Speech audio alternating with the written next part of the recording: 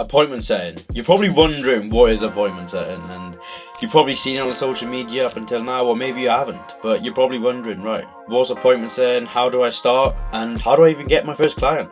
Now, I'm going to reveal all that to you today. Now, there's two types of appointment setters. You've got phone setters and you've got DM setters.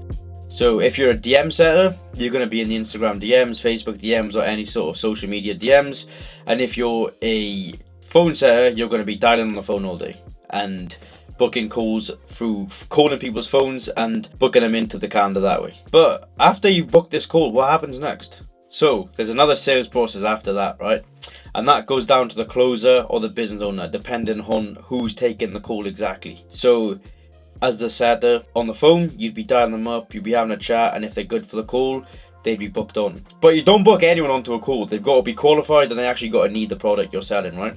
So for example, if you're selling a make money online scheme, you got to make sure these people are qualified. Easy ways to qualify for an offer like this would be something as simple as asking, what do you do for work? If they don't work, or if they're not from the UK, or any like first world type of country. So if they're from a third world country, you've got to know exactly what they got to offer, as these are you mainly classed as unqualified leads. But if they are from the UK and they do work, sometimes you can let that slide. And in the calendar question, when you do send the calendar over for them to get booked onto a call, within that you can have the closer or the business owner to ask how much you're able to invest if you like what we got to offer on the call. Same goes for DM setting. Like, you want to make sure that they're qualified before you even start the conversation. And sometimes you can get through the full conversation and they're not even a good lead, and you've just wasted all that time trying to book a call with somebody who's not even value at the start. Because as a DM setter or a phone dialer, you're aiming to book a call with qualified leads.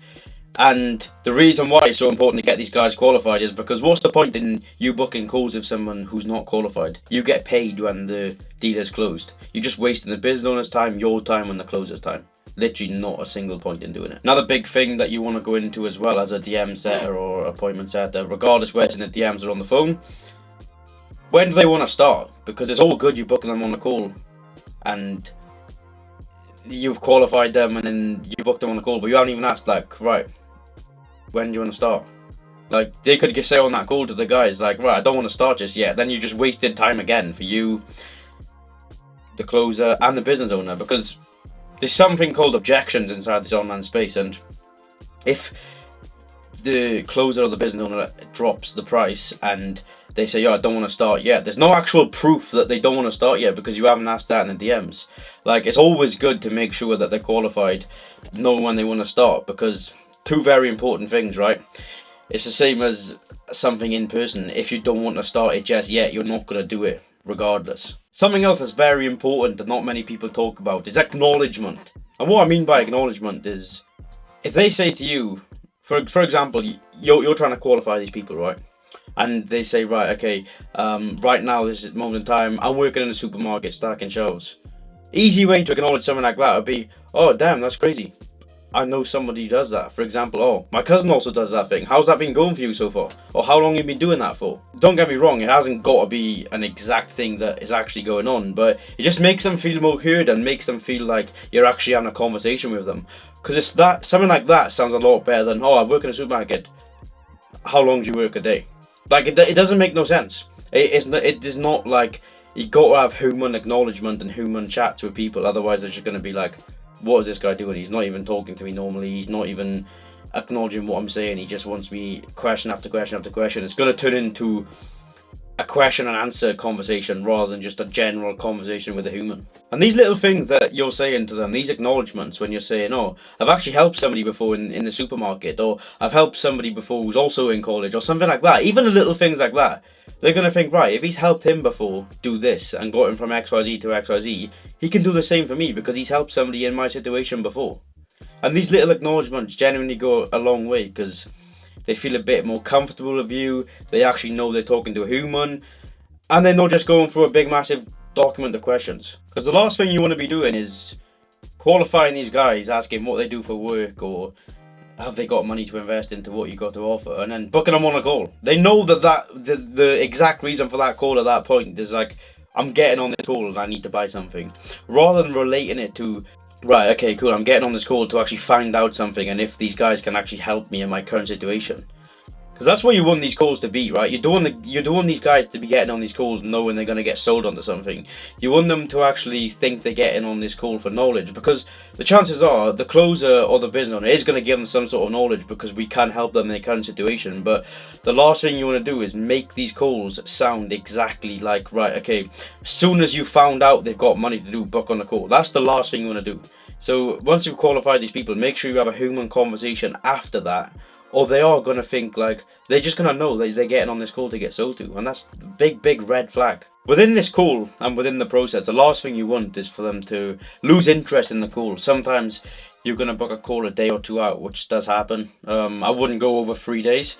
But sometimes you are going to book a call a day or two out. And like, you got to keep the interest. You got to keep the spark within the DMs. Otherwise, the coaching call is going to come, or the closing call is going to come, and they're just going to lose interest and not even going to care about what you even got to offer, because you haven't kept them touch points. So touch points are so important when it comes to the DMs, in the DMs or on the call. If you are booking them on an SDR call, even just a couple of SMS texts in between, send them over some free value, some YouTube videos or whatever it is, and in the Instagram, sending over some free value, keeping them excited, keeping them nurtured, and making sure they turn up to this call, because the chances are you're going to be on commission only when your appointment's set in.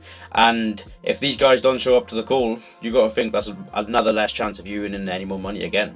So the points you need to really cover are quality calls that are a good fit for the offer, and getting them on that call. It's all good booking this call, but what good is booking a call if they're not turning up to that call? You can't do nothing with them, right? So what you got to do is them 3 key points, very important, because without any of those 3 points, you take one of them key points away from each other, then the call may as well not get booked. But when you're actually booking these calls, make sure they want to be booking these calls. Don't push them, don't force them. Like, if they don't want to be on that call, don't book them on, because the chances are they are not going to show up. And if you feel like, if you rush the process, it goes back down to as well, if you haven't had a general conversation around, a general human conversation with them, and you've just rushed the conversation, you've had 1 or 2 messages back and forth and then booked them on the call, then the chances are they're probably not going to show up, because they're not even nurtured. And within them couple of sentences or conversations you've said back and forth to each other, probably haven't got them to that excited and interested point of the place where they even want to book in on a call. And then there's no reason why they would show up to that call. They're not even interested. They probably don't even know what you got to offer. So very important that you do stick to them 3 points. Set an industry right now for a good seller is probably about 70-75%. That's a good show up rate. So that's like 3 out of 4 calls turning up on average. And yeah, that's a very good show up rate. So that's when you know you're a good settler. But again, you don't want the show rate can be 100%, but if they're not even qualified, you may as well have not booked them guys on a call. That's why it's so important. So all the 3 things I've spoke about is very important, as they all bounce off each other. These people could be millionaires, but they're not even interested in what you got to offer, but because you sort of forced the call, they're probably not going to show up. And that's just how it goes, and that's how setting goes. So it's very important you do stick to them 3 things, as it could end up either no shows or people not even interested, people not even ready to be getting on these calls just yet. So in the DMs, you never ever say, or even if you're a dialer, you never ever say the price of what you're actually selling. Your job as an appointment setter is not to tell them or not to close them. You're just booking them on a call. If they go into asking what's the price, what exactly is included, you can break it down vaguely when it comes to what's included, but when it comes to pricing, never ever say the price inside the DMs, because that's the closer's job or the business owner's job, depending who's actually taking the calls. Because most people in the DMs aren't nurtured enough, but just to be dropping the price in the DMs, and it's going to burn the lead straight away. And as soon as that's done, that's a potential person who could have booked on a call and got emotionally closed and actually like what they got to offer, because they could have got showed on the screen, and the closer could have actually walked them through step and said exactly what you got to offer, rather than the DM just saying, yeah, the price is $3,000. They're going to be like, right, what am I getting? And then you've got to deal with all the backlash of what could have been dealt with before the price was dropped on the closing call. But if they do ask what the price are in the DMs, of course, because some people are going to, don't freak out or nothing. Just literally just say, look man, I want to know a little bit more about your situation first, if I can even help you. If it does make sense, we can run through it on a call. I can run you through exactly what I offer and we can go from there. Never ever say the price in the DMs. as like I said, it's going to burn the lead and they're not even ready for it yet. And as a DM setter, that is not even your job anyway. So, as a setter, just a brief overview. You just want to have a general conversation with these guys. Make sure they're qualified. Make sure they're interested. And just make sure they're showing up to this call with a meaning and actually care about what you got to offer. So, again, as a DM setter, you literally just send a calendar link over or find out a time that suits you both best, and the DMs are manually book them in. Make sure they confirm. And as an SDR or a phone setter, all you want to do is just be on the call, describe exactly what's going to be going on the call, and decide on that call right there the time and date that suits you both best whilst on the call, and just make sure you get them to confirm exactly that they're going to be on that call. Literally just be like, on the call, I've booked that in for you right now, can you confirm that your end, just so I can see it at my end, and to make sure that you are going to be there on time for that call. So once you've booked that call in, make sure they send some sort of free training. Make sure they send reminders from the day you booked them in on a call and the day of the call as well, and make sure to keep in touch with them. And a very, very important thing is that some setters don't do, which is a rookie mistake, is they don't even give the closer any notes or any information about the prospect they booked in on a call. But yeah, if you listen to what I've done in this video, you are going to become a good setter, and this will separate you from a lot of setters out there. But yeah, thank you very much for watching, and see you on the next one.